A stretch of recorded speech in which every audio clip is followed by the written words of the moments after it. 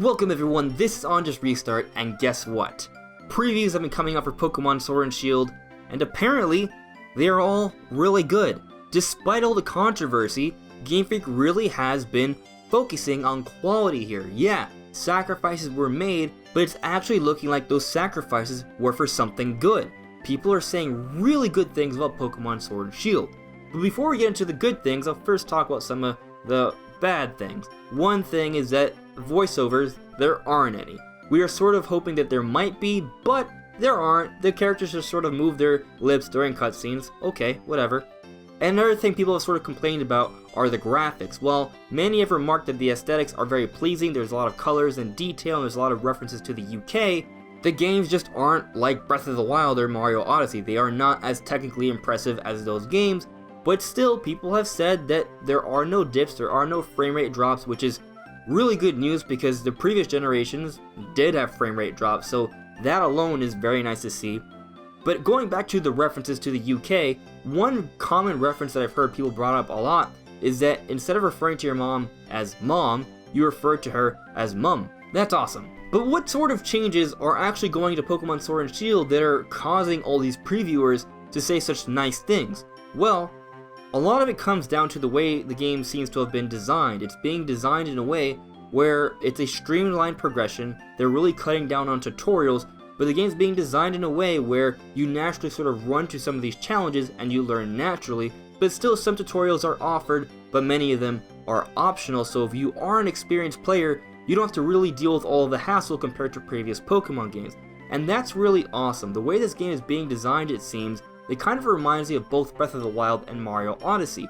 You see, these games were designed in a way where you could have a lot of inexperienced players and experienced players play the game. If you wanted a really hard challenge in Mario Odyssey or Breath of the Wild, you could get it, and it could be excruciatingly hard, but at the same time, if you wanted to, it could also be a cakewalk. It all comes down to how you play the game, and it seems they're treating Pokémon Sword and Shield the same way, which is amazing. But going back to streamlining the experience, one thing that people have brought up is that a lot of the cutscenes are very quick and engaging. They're not long and drawn out like previous games. They're short and snappy, and they really help to bring you into the world and really sell the atmosphere of Galar, which is cool. But there also have been some quality of life changes that I think sound really awesome. One, for example, is that with the Pokemon Centers, both the Move Deleter and the Name Reader are in every single one, which is really good to hear because in previous games they were just in one area, and if you didn't remember, they were kind of hard to find, but now they are in every single Pokemon Center, which is definitely a welcome change.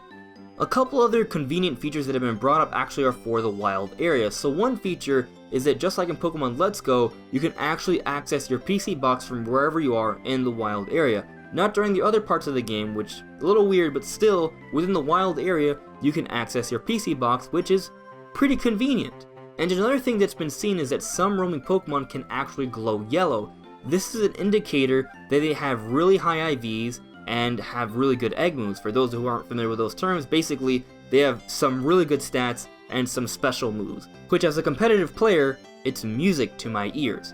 But since we're talking about the wild area, let's dive into what some of the previewers have said about this area. A lot of previewers have said that this is the best part of the game they've played so far within the first 90 minutes that these previewers were allowed to experience. And what's being said here is that basically the wild area offers a lot of different ways to play the game, and when it all comes together, it offers a great deal of variety and is quite engaging. So you have the roaming Pokemon, which people have remarked act a lot more naturally compared to the way they moved around in Let's Go, which is cool.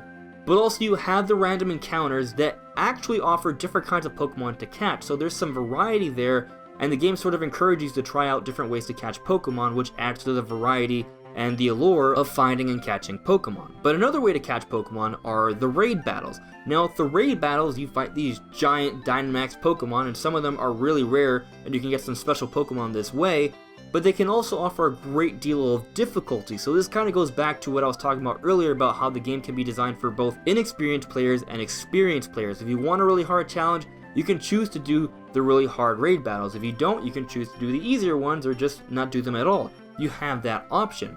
So as someone who really enjoys challenge, it's exciting to see that there are actual raid battles.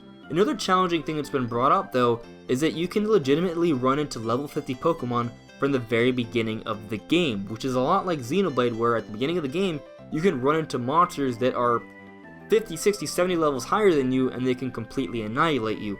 In the wild area for Pokemon Sword and Shield, it's the same. I have heard that there are level 50 Pokemon that you can run into, and your Pokemon could just basically be like level 5 or 6, and you could get destroyed. You have the option to go into those areas to find these really powerful Pokemon, but you also don't have to do it. It's optional difficulty, which I think is just really smart game design, and I love it. But another exciting thing is that there are actually other trainers that run around in the wild area as well. So when you go online, you can see other people playing Pokemon in your wild area, which is really cool.